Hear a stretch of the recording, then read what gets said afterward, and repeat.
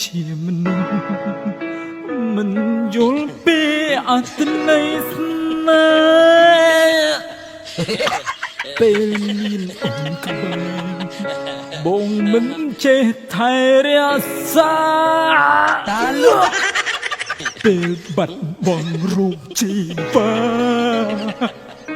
ទើបបងដឹងថាអូនពិតមានដុំឡើយ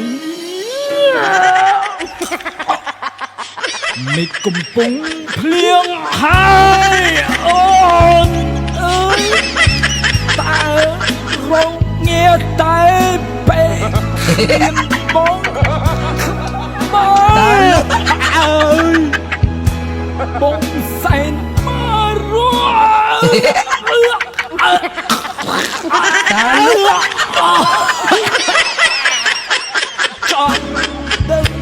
តើអ្នកណាមួយឡើងមកតែស្រីសង្សារចឹងម្នាក់នេះបារម្ភថ្លៃពីចូលថ្ងៃ